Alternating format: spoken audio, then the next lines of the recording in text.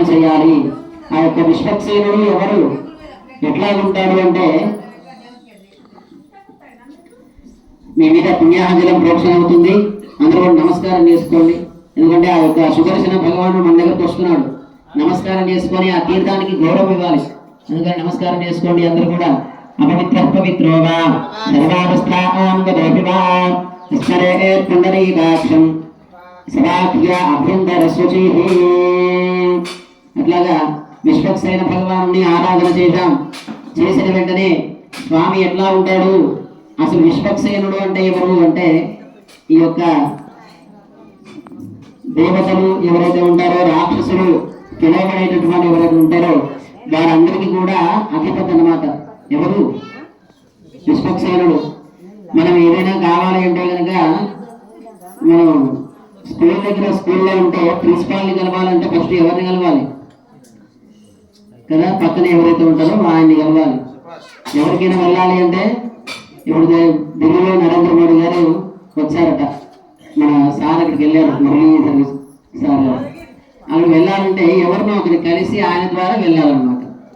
అందుకని మనం కూడా స్వామివారి దగ్గరికి వెళ్ళాలంటే ఎవరుంటారు మధ్యలో?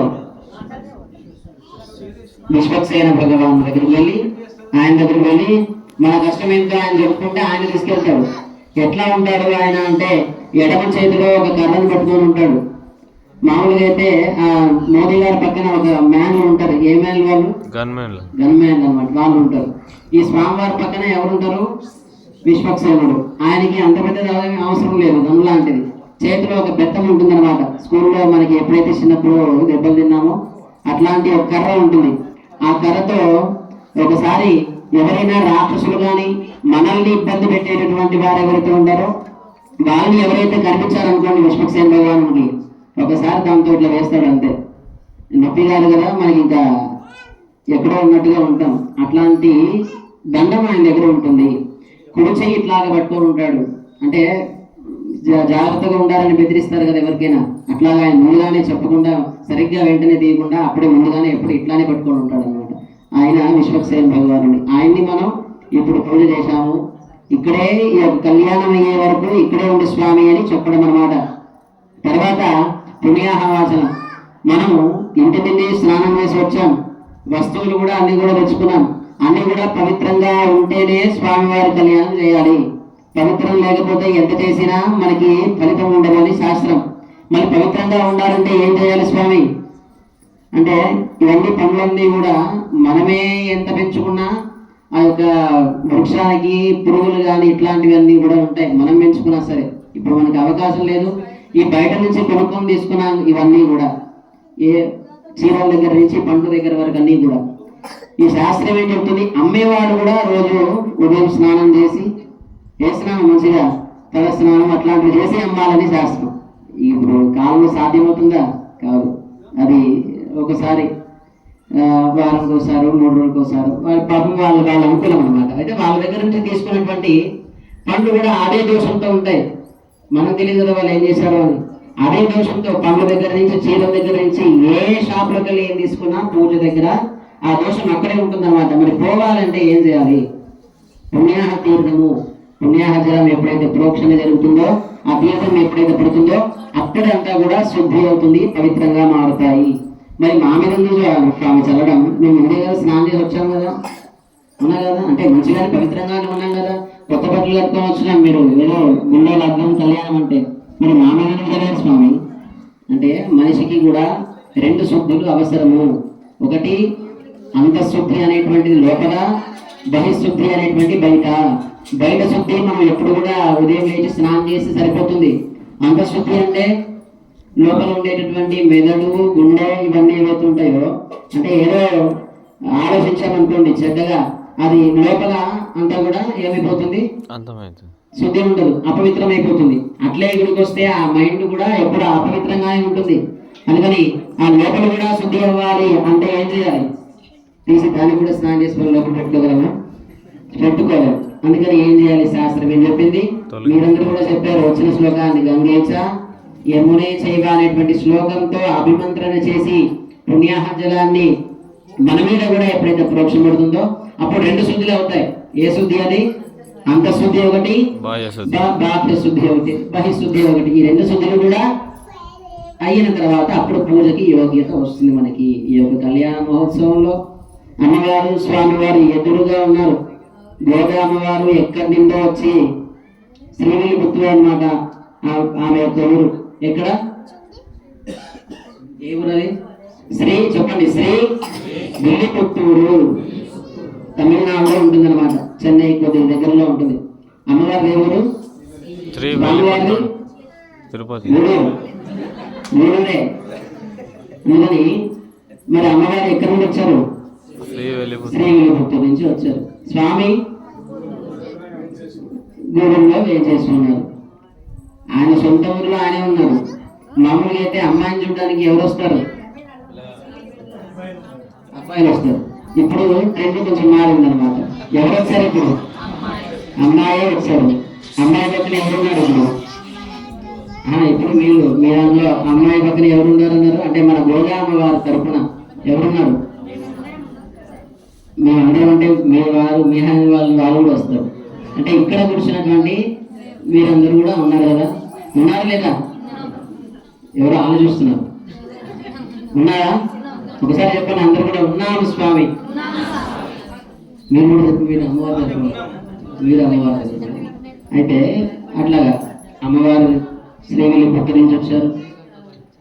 ఇక్కడ వరకు రాగానే ఎవరున్నారు పాపం నేను ఒక్కడే కదా అని అనుకోగానే మేమున్నాం అమ్మ అని మీరందరూ కూడా చెప్పారు. అమ్మవారికి అది సంతోషం. మరి స్వామివారికి అందరూ మళ్ళీ మీరంటే ఆమె కూడా వస్తుంది అన్నమాట. తమ్ముడని స్వామి ఇటుపక్క కూర్చున్నా మేము అందరూ ఉన్నాం అని అమ్మవారు ఎక్కడి నుండో వచ్చి స్వామి కోసం అట్లాగా చూస్తూ ఉన్నారు. మరి దేనికోసం వచ్చారు అమ్మవారు? కళ్యాణం చేయడం కోసం వచ్చారు. ఎందుకు అసలు అంటే అమ్మవారు అంటే ఎవరు, స్వామి అంటే ఎవరు, ఎందుకయ్యా ఆకరించి రావడము? మరి గూడూరులోనే స్వామి ఉన్నారు, లోపల కూర్చున్నాడు. లోపల చూడండి ఒకసారి. మంచిగా తెల్లటి నామం, మధ్యలో కస్తూరిగా పిలువబడేటువంటి ఒక మధ్యలో నల్లటి నామం ఒకటి, తర్వాత మంచి దివ్యమంగళ విగ్రహం అంటారు. అది ఏంటి? దివ్యమంగళ విగ్రహం, మూల విరాట్. చూడండి అట్లే కనిపిస్తున్నాడా? అట్లానే కనిపిస్తున్నారు. ఇటుపక్క చూస్తే అమ్మవారు లక్ష్మీదేవి, అటుపక్క భూదేవి అమ్మవారు. అమ్మవారికి అది స్వామికి ఇద్దరు ఉన్నారు. మళ్ళీ ఇంకొకరు ఎవరా కొత్తగా వచ్చారు? ఎంతమంది కావాలి అంటే ఇద్దరు ఉన్నారనమాట. అంటే శ్రీవిల్లిపుత్తూరు నుంచి ఇక్కడ వరకు వచ్చేసి ఎందుకు వచ్చారు అమ్మవారు? ఇక్కడ వరకు శాస్త్రంలో కృష్ణుడు కూడా ఎంతమంది భార్యలు చెప్తారు? 16,000. అది నిజానికి ఎవరి స్వరూపం అంటే లక్ష్మీ అమ్మవారి స్వరూపమే. ఎవరి స్వరూపం? లక్ష్మీ అమ్మవారి స్వరూపం. ఎందుకు 16,000 మంది అంటే కొంతమంది కొంచెం తప్పుగా చూస్తారనమాట. మనం తెలుసుకోవాలి, అందుకని చెప్తున్నా. ఎందుకంటే కృష్ణుడి తరం కంటే ముందు ఏ తరం ఉంది? ఎవరున్నారు? దేవుడు రాముడు ఉన్నాడు. ఏ యుగం అది? త్రేతాయుగంలో రామచంద్రుడు వాడు ఉన్నాడు. ఆ రామచంద్రుడు చూస్తే ఎట్లుండేవాడంటే అసలు అక్కడ ఒకసారి బయటికి వస్తే పుంసా మోహన రూపుడు అని ఆయన పేరు అనమాట. విన్నారు ఎప్పుడైనా? పుంసా మోహన రూపాయ. పుం అంటే పురుషులు, పురుషులకే మోహాన్ని కలిగించేటటువంటి ఆ రూపం అన్నమాట. ఎవరిది? రామచంద్రుడిది. మంచిగా 6 అడుగులు, ఎక్కడ చూసినా ఆయన యొక్క పాదాలే. ఆయన నడుస్తూ ఉంటే ఆ పాదం తీసిన తర్వాత అక్కడ ఒక కమల పువ్వు, ఆ పాదం తీసిన తర్వాత ఇంకొక పుష్పం, అట్లాగే పుష్పాలే ఉద్భవించాయి అన్నమాట. అట్లాగా ఎవరికైనా ఆ స్త్రీలకి చూస్తే ఆహా ఎంత మంచి రూపం అని అనుకుంటారు. కానీ ఇక్కడ ఆ త్రేతాయుగంలో ఆ పురుషులు కూడా అట్లా అనుకున్నారనమాట. అంటే స్వామి ఎంత బాగున్నాడు అని అనుకున్నారు పురుషులు కూడా. అంటే అనుకున్న తర్వాత వారందరూ కూడా రాముడి త్రేతాయుగంలో రాముడు మళ్ళీ వైకుంఠం వెళ్ళే సమయం అప్పుడు ఎవరైతే ఇష్టపడ్డారో రాముడిని, మగవాళ్ళందరూ కూడా స్వామి నువ్వు బాగున్నావు అని ఎవరైతే చెప్పారో వారందరూ కూడా దగ్గరకు వచ్చి నాకు ఒక వరం కావాలి అని అడుగుతారనమాట. ఎంతమంది? 16,000 మంది. అడగంగానే అప్పుడు రాముడు చెప్తాడు, ఇప్పుడు ఇది సమయం కాదు, తర్వాత యుగంలో నేను కృష్ణుడిగా అవతరిస్తాను. మీరందరూ కూడా స్త్రీలుగా పుట్టించేటటువంటి బాధ్యత నాది. స్త్రీగా నేను పుట్టినటువంటి సృష్టిగా నేను చూస్తానని ద్వాపర యుగంలో వాళ్ళు స్త్రీలుగా వాళ్ళే ఎవరైతే రాముడిని చూసి బాగున్నావు ఇష్టపడ్డారో అదే వాళ్ళే త్రేతాయుగం నుంచి ద్వాపరయుగానికి వచ్చేసి కృషిని చూసి ఇష్టపడ్డారు అనమాట. ఎప్పుడు ఇష్టపడడం అంటే ఆ యొక్క ఆలోచనల్ని తలుచుకోవడం మాత్రమే, దానికంటే ఇంకా వేరేది ఏం లేదు. అందుకని తర్వాత ఈ యొక్క కలియుగానికి వచ్చేసరికి మన వెంకటేశ్వర స్వామి వారికి ఇద్దరు ఉన్నారు. ఎవరు వాళ్ళు? శ్రీదేవి అమ్మవారు, భూదేవి అమ్మవారు. అసలు ఎవరయ్యా వీళ్ళందరూ? వీరిద్దరు ఎవరు అంటే, శ్రీదేవి అమ్మవారు జలానికి ప్రతీక అనమాట. నీరు ఉంటుంది కదా, ఆ నీళ్ళకి అధిదేవత అనమాట. అంటే సముద్రంలో నుంచి పుట్టినటువంటి ఆమె క్షీరసాగరం. ఆ భూదేవి అమ్మవారు మట్టికి అధిపతి అనమాట. అంటే భూమి కదా ఆమె. అందుకని ఏదైనా కావాలంటే ఒక రెండు కలవాలి. ఏం కలవాలి? అది నీళ్లు, భూమి, అగ్ని, మట్టి. ఈ రెండు కలిస్తేనే కదా ఏదైనా చేయగలం. ఇప్పుడు ఒక చెట్టు నాటాలి అని అనుకున్నాను, చెట్టు తెచ్చిన తర్వాత ఊరు దగ్గర పెడితే పెరిగిపోతుందా? ఏం చేయాలి? దాన్ని మట్టిలో వేసి సరిపోతుందా? నీళ్ళు పోయాలి. అంటే ఒక చెట్టుకి ఆ ఫలం చెట్టుకి ఏదైతే రెండు అవసరం, ఆ రెండు ఎట్లాగైతే అవసరమో చెట్టు స్వామి స్వరూపము రెండు అవసరం అన్నమాట. నీళ్ళు అవసరము, మట్టి కూడా అవసరం. ఈ రెండు కూడా తీసుకొని అప్పుడు వృక్షం అభివృద్ధి అవుతుంది. అంతే కదా అని ఇద్దరు ఉన్నారు కదా, ముగ్గురు ఉన్నారు కదా మనం అనుకోవడం కాదు. వాళ్ళు ఉంటేనే ఈ యొక్క సృష్టి సక్రమంగా జరుగుతుంది అని శాస్త్రం అన్నమాట. ఇప్పుడు శ్రీవిల్లిపుత్తూరు నుంచి గోదా అమ్మగారు ఊహించేసి 30 రోజులు వ్రతాన్ని ఆచరించారనమాట. ఏ వ్రతం అని? ధనుర్మాస వ్రతము. వ్రతంలో ప్రతిరోజు కూడా స్వామిని ఒక్కొక్క పేరుతో ఓం కేశవాయ నమః అని ఒక్కొక్క నామంతో స్వామిని కొలిచిందనమాట గోదా అమ్మవారు. 5 లక్షల మంది గోపికలతో, చిన్న పిల్లలు అనమాట గోపికలు, వాళ్ళందరినీ కూడా తీసుకొచ్చి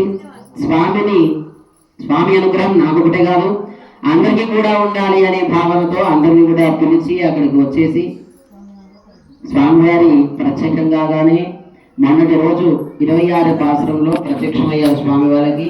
ఈ 3 రోజులుగా స్వామిని పూజ చేసి ఈ రోజున కళ్యాణం చేసుకున్నారన్నమాట. గోదా రంగనాథుల కళ్యాణము.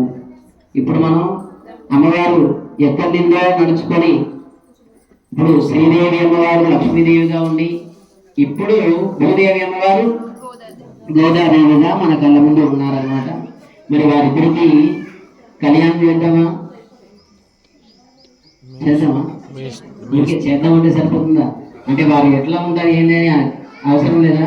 ఇప్పుడు మీకైనా మీ కుమార్తె ఉంది, బిడ్డ ఉందనుకోండి, అంటే ఎవరైనా పెళ్లి చేయాలని వరుడు కోసం చూస్తే చేద్దాం అని చేసేస్తారా? వాడు ఏం సంపాదిస్తున్నాడు, వాడి ఆస్తి ఏంటి, ఎట్లా ఉంటాడో చూస్తారా లేదా? చేద్దాం చేసేస్తారా?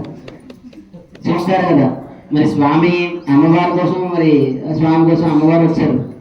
ఇప్పుడు చేద్దామా ఏదైనా తెలుసుకున్నాం కదా. అందుకని తెలుసుకున్న తర్వాత అప్పుడు చేద్దామో వద్దో మనం నిర్ణయించుకోవాలి. మనం కూడా అంతే కదా, అన్ని కనుక్కుంటాం. స్వామికి జీతం ఎంత వస్తుంది, ఏం కథలు, అందరూ ఇచ్చేది అందరూ అట్లా చెప్తారు, తర్వాత చూపిస్తుంది. అందుకని స్వామివారికి ఇప్పుడు కళ్యాణ మహోత్సవం భాగంగా కంకణ పూజ జరుగుతుంది. కంకణ ధారణ చేసుకున్న తర్వాత స్వామివారి గోత్రాలు, స్వామివారి పాద ప్రక్షాళనలు చేసిన తర్వాత అప్పుడు మనం ఇద్దరి గురించి వైభవాన్ని తెలుసుకుందాము. ఓం నమ వెంకటేశాయ. గోవింద గోవింద.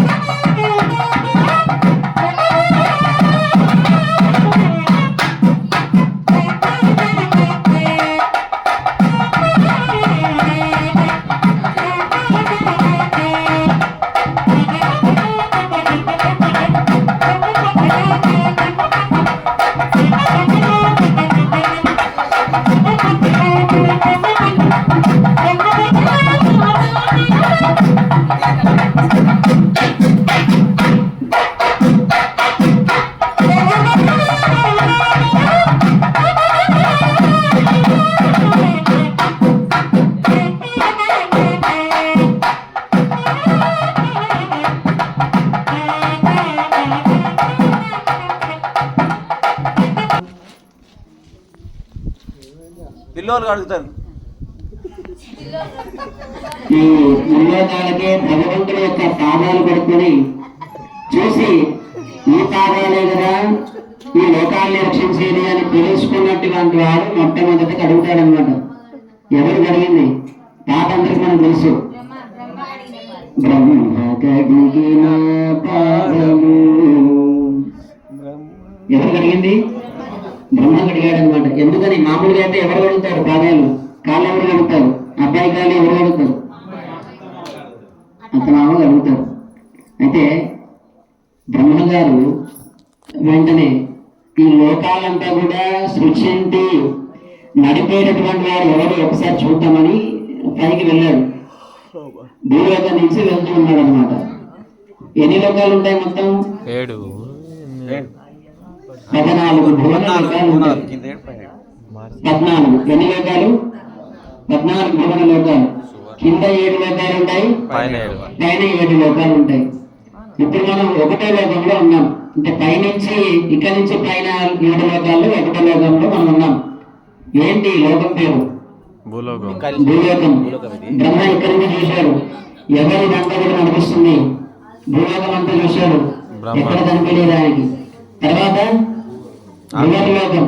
భువర్లోకానికి వెళ్ళాడు.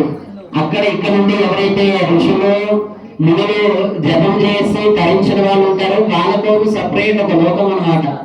ఆ లోకంలో వాళ్ళందరం చూశారు. వీరు కాదు నడిపించేదని అర్థమైంది. తర్వాత సువర్లోకం వెళ్ళాడు. సురహాలోకం ఎవరు? సురహ అంటే సురులు అంటే ఎవరు? రాక్షసులు. ఆగడితే రాక్షసులు. యుక్త శివ అంటే ఎవరు? దేవతలు. సురులు అంటే దేవతలు. అసురులు అంటే రాక్షసులు. రాక్షసులు చెప్పినట్టు మరి యాదగిరి గారు మేము ఉంటాం అక్కడ. అందుకని దేవతలు అక్కడ ఉంటారన్నమాట. సురులు వాళ్ళకంతా కిందకుంది అన్నమాట ప్లేస్ అంటే. సువర్లోకంలో సురులు ఉంటారు. తర్వాత సువర్లోకం, మహర్లోకం చూశాడు. మహర్లోకంలో కూడా ఎవరు కనిపించలేదు. తర్వాత జనోలోకం చూశాడు. అక్కడ స్వర్గం ఉంటుందన్నమాట. జనలోకంలో చూశాడు. స్వర్గంలో కూడా మనమే కనిపిస్తున్నాం. అంటే ఎవరైతే ధర్మ మార్గంలో భక్తిగా మంచి వాళ్ళు ఉంటారు వాళ్ళు మాత్రం స్వర్గంలో ఉన్నారు. ఇంకా వాళ్ళు పాలిస్తారా లేవు లోకాన్ని అంతా కూడా కాదు వాళ్ళు కాదని. తర్వాత చివరి లోకం తపోలోకానికి వెళ్ళాడు. వెళ్తే అక్కడ ఒక స్వామి కనిపించాడు. ఎట్లా కనిపించాడు? శ్లోకం అందరికీ వచ్చు. శాంతాకారం భుజగశయనం పద్మనాభం సురేశం విశ్వాకారం గగన సదృశం మేఘవర్ణం శుభాంగం అనే శ్లోకం మొట్టమొదట బ్రహ్మగారి చూసి ఈయనే కదా, ఆయన ఎట్లున్నాడంట, చూసిన వెంటనే రూపం చెప్తున్నాడు. ఎట్లున్నాడంట ఆయన? శాంతాకారం, శాంత రూపంలో ఉన్నాడు ఆయన. తర్వాత భుజగశయనం, భుజగములు అంటే 4 భుజాల్లో శంఖ చక్ర గదా పద్మాలన్నీ కూడా పంచ ఆయుధాలు ఉన్నాయి. ఆ పంచాయుధాలు ధరించి ఉన్నాడు. ఎవరి కోసం? భక్తుల కోసం. పోలీసులు బండి ఎవరి కోసం పెట్టుకుంటాడు? దొంగ కోసం కదా. స్వామి ఆయుధాలు భక్తుల కోసం. భక్తులు పెట్టడానిక? భక్తులని ఎవరైతే ఇబ్బంది పెడతారో వాళ్ళని శిక్షించడానికి అన్నమాట పట్టుకొని ఉంటాడు. భుజగశయనం పద్మనాభం సురేశం అనేటటువంటి శ్లోకాన్ని కీర్తించి ఈయనే కదా లోకాన్ని శాసించేవారు అని వెంటనే స్వామి చూడలేదన్నమాట. మనం కూడా స్వామిని ఎట్లా చూడాలి? గుడిలోకి రాగానే ఏ గుడికి వెళ్ళినా ఎక్కడికి వెళ్ళినా వెంటనే మొహం చూసేయకూడదు. అంత శక్తి మనకు రాదనమాట. అంత శక్తి లేదు కూడా లేదు. ఎక్కడ చూడాలి? పాదాలని. ఫస్ట్ పాదాలని చూడాలన్నమాట. తర్వాత ఈ పాదాలని మోసేటటువంటిది ఏది అని దాని కింద చూడాలి. ఏం మోస్తుంది పాదాలని? స్వామి కింద భూమి ఉండాలి. ఒక పీఠం ఉందన్నమాట. ఏం పీఠం అని? పద్మపీఠం అని అంటారు. ఒక పద్మాలతో ఉండేటటువంటి పీఠము. ఇదే కదా పీఠం అని. ఫస్ట్ ఆ పద్మపీఠాన్ని ఫస్ట్ పాదాలను చూడాలి. తర్వాత ఈ పాదాలను మోసేది పీఠం, పీఠాన్ని ధరించాలి. తర్వాత బ్రహ్మ ఒక్కసారి చూసిన వెంటనే ఇంకా ఎవరు కాదు, ఈ పాదాలే లోకాలంతా చూస్తున్నాయి అని ఒకసారి ఏం చేశాడు బ్రహ్మ అంటే అక్కడి దగ్గర ప్రత్యక్షంగా అయిపోయాయి పంచామృతాలన్నీ కూడా. అప్పుడు కడిగాడు అనమాట బ్రహ్మ. ఈ పాదాలే కదా లోకాలని శ్రీ కడిగి సృష్టించేది, ఈ పాదాలే కదా శాసించేది. ఈ పాదం లేకపోతే ఇంకా ఏ మనిషి కూడా తరించలేడు అనేటువంటి భావన బ్రహ్మగారికి కలిగిందనమాట. అప్పుడే కడిగాడు మొట్టమొదట బ్రహ్మ. కడిగిన వెంటనే ఇప్పుడు మన కళ్యాణ మహోత్సవంలో భాగంగా స్వామివారి తరఫున మనం అందరూ కూడా పాద ప్రక్షాళన చేయడానికి సిద్ధంగా ఉన్నాం. ఎవరు కడుగుతారు? అబ్బాయి యొక్క కాళ్ళు అత్తగారు మామగారు కడుగుతారు కదా. ఇప్పుడు మీరందరూ కూడా కడిగినట్టుగా భావన అనమాట. మీరందరూ కూడా ఇప్పుడు కడుగుతారు. స్వామికి అప్పుడు మీరు ఏమవుతారు? బంధువులు. స్వామి మన కోసం ఏమైనా అయిపోతాడు. మన కోసమని అల్లుడు, మన కోసమని తండ్రి, ఏది కావాలంటే ఆ రూపంలో వచ్చేస్తాడు స్వామి. అందుకని మన రూపంలో ఆ రూపంలో ఉన్నాడు కాబట్టి స్వామికి ఇప్పుడు పాద ప్రక్షాళన మంచిగా కాళ్ళు కడతాం మనం అందరం కూడా. కడిగిన పాదం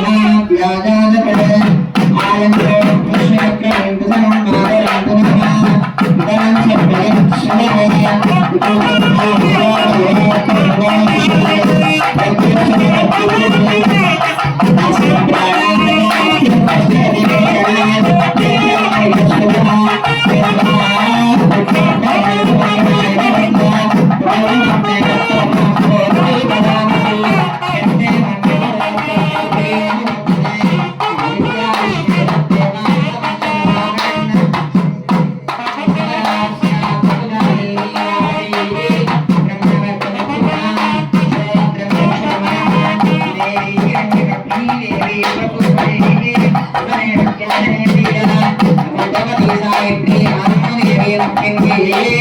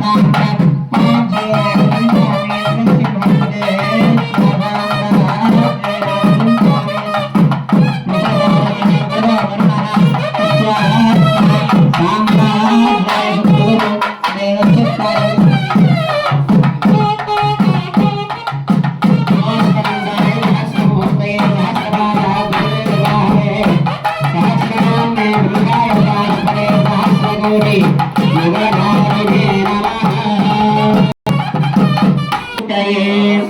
సహస్రపాద శిశిరోరు బాహవే సహస్రనామ్నే పురుషాయ శాశ్వతే సహస్రకోటి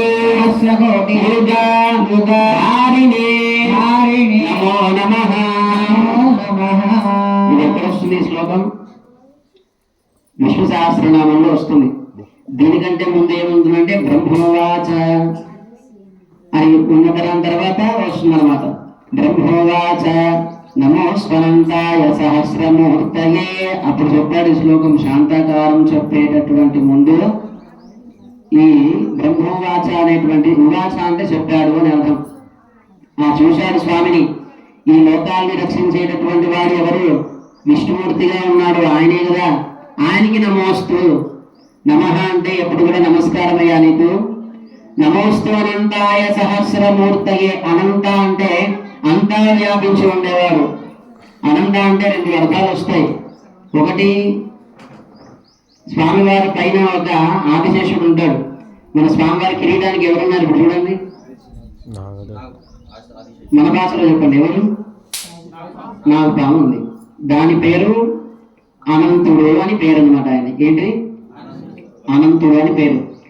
ఆదిశేషుడు అనంతుడు అంటే ఒక 5 పడగలతో ఉంటే ఆయన్ని అనంతుడు అంటారు. అదే 1000 పడగలు ఉన్నాయనుకోండి, ఆయన్ని ఆదిశేషుడు అని అంటారు అనమాట. ఇప్పుడు మన కళ్ళ ముందు ఇదే పామే అంత పెద్దగా మారిపోతుంది, ఒకటే ఉంటుంది. అంటే స్వామివారిని అంతా కూడా కవర్ చేయాలి అనేటువంటి భావనతో వర్షం పడుతుంటే ఏం చేస్తాం మనం? మనిషి సన్నగా ఉంటే చిన్న కూడా సరిపోతుంది. ఎక్కువ ఉన్నాడు అనుకోండి, పెద్దదికి రావాలి కదా శరీరం తడవకుండా ఉండాలంటే. అప్పుడు స్వామి ఇంత ఉన్నాడు కావున 5 పడగలతోనే అది ఉంటుందన్నమాట. దాన్ని అనంతుడు అని పేరు. స్వామి ఒకసారి పెద్దగా విశ్వరూపం మారిపోయాడు అనుకోండి. కృష్ణుడు ఉండేటటువంటి ద్వాపరయుగంలో అర్జునుడికి ఒక రూపం చూపించాడు. ఏంటది? విశ్వరూపం. ఆ విశ్వరూపం ఉండేటప్పుడు పైన వచ్చేటటువంటి ఆదిశేషుడు అని ఆయన పేరు అనమాట. అందుకని అట్లాంటిది అవసరం మన ఇప్పుడు మన రంగనాథ స్వామిగా. మరి ఇప్పుడెందుకు స్వామి పైన ఉన్నాడంటే, ఇప్పుడు ఎవరెవరి కళ్యాణం జరుగుతుంది? రంగనాథ స్వామికి, గోదామ వారికి. రంగనాథ స్వామి అంటే నించొని ఉంటాడా, కూర్చొని ఉంటాడా, పడుకొని ఉంటాడా? పడుకొని ఉంటాడు. మనం చెప్పుకున్నాం, పడుకొని ఉంటా అంటే నిద్రపోతున్నారని అర్థం, అంతే కదా. అంటే ఏ నిద్ర అది? యోగా నిద్ర. మనం పోయే నిద్ర గాఢ నిద్ర.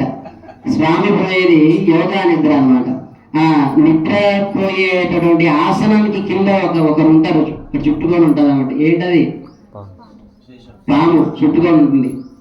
చుట్టుకొని పైన ఒక పడగలు ఏవైతే ఉన్నాయో ఆ రంగనాథుడికి పైన ఇట్లా ఉంటాయన్నమాట పడగలన్నీ కూడా. ఆ రంగనాథ స్వామికి మనం కళ్యాణం చేస్తున్నాం.